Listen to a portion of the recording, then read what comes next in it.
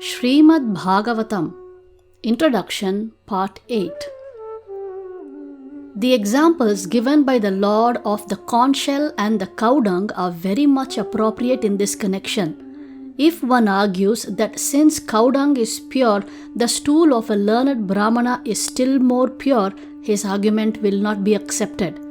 Cow dung is accepted and the stool of a highly posted Brahmana is rejected.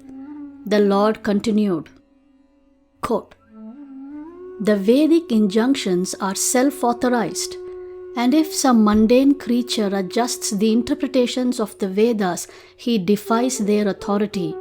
It is foolish to think of oneself as more intelligent than Srila Vyasadeva.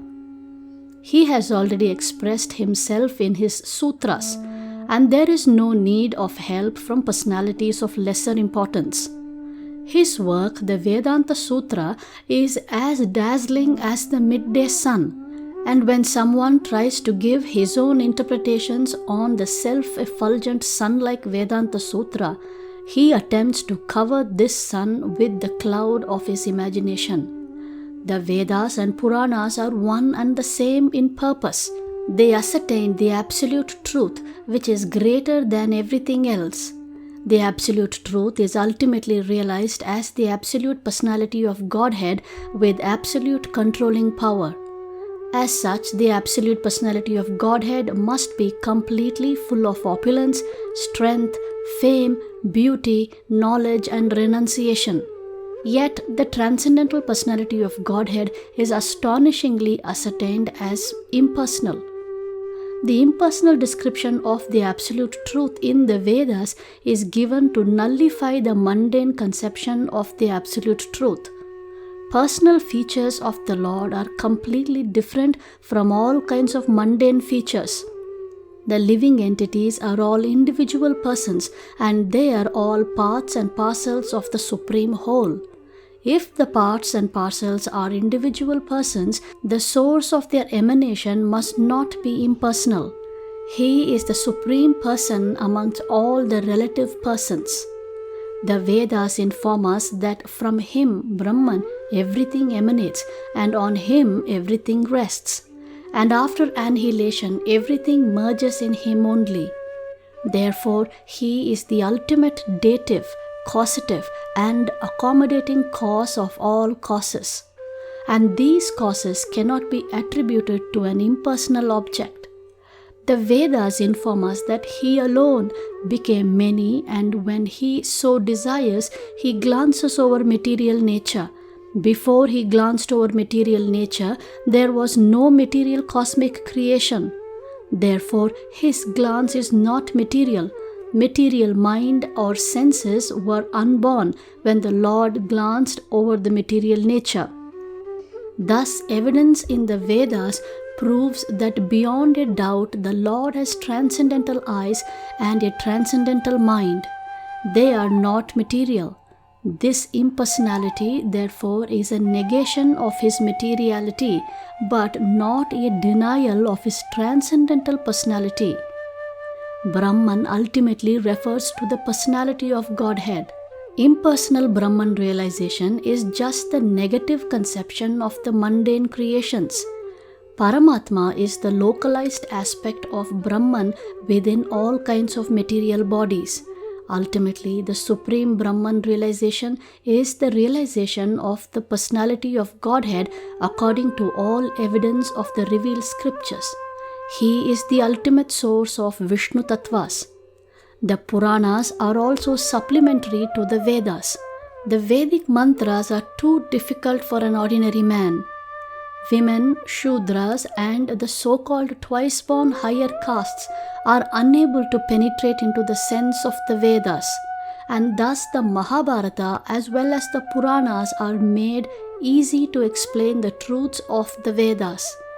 In his prayers before the boy Sri Krishna, Brahma said that there is no limit to the fortune of the residents of the Vrajabhumi headed by Sri Nanda Maharaja and Yashodamayi, because the eternal absolute truth has become their intimate relative.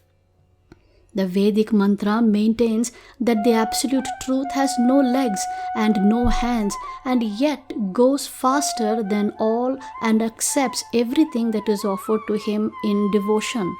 The latter statements definitely suggest the personal features of the Lord, although his hands and legs are distinguished from mundane hands and legs or other senses. Brahman, therefore, is never impersonal, but when such mantras are indirectly interpreted, it is wrongly thought that the Absolute Truth is impersonal. The Absolute Truth personality of Godhead is full of all opulences, and therefore he has a transcendental form of full existence, knowledge and bliss. How then can one establish that the Absolute Truth is impersonal?